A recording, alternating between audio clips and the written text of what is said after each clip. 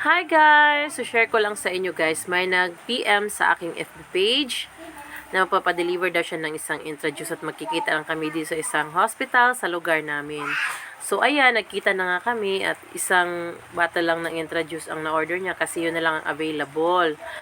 Tapos, may permission din pala sa kanya guys na i-share ko ang video na ito para din daw sa kaalaman ng iba.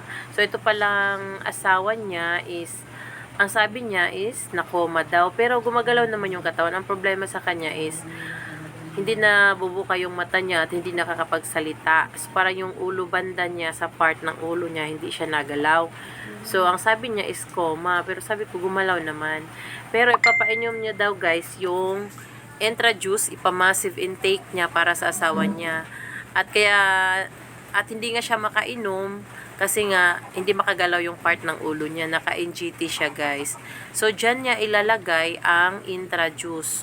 So tingnan niyo, baso ang ginamit niya guys kasi pag medyo grabe na yung sakit natin, hindi na natin pwedeng gamitin yung jigger. Mas maganda baso-baso na ang pag-inom guys. Or 1 bottle a day ang uubusin natin. So ganyan.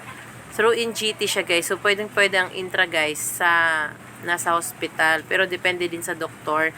May ibang doktor na hindi naniniwala sa mga food supplement. May namang doktor na naniniwala kasi may mga kasamahan tayong doktor dito sa lifestyles. So ayan guys, nilagay niya lang sa NGT. So pwede siya guys. Kasi hindi naman gamot yung intra. Siya isang pagkain, food, high grade food. So, ayan lang guys, share ko lang sa inyo. So, sa lahat ng aking mga viewers dyan, baka ito na yung hinahanap niyong food supplement para sa inyong mga karamdaman, sa inyo or sa inyong pamilya o sa mga kakilala at kaibigan nyo guys. Subukan nyo lang si Intra guys, wala namang mawawala, 'di ba? So, salamat sa lahat ng mga nanonood.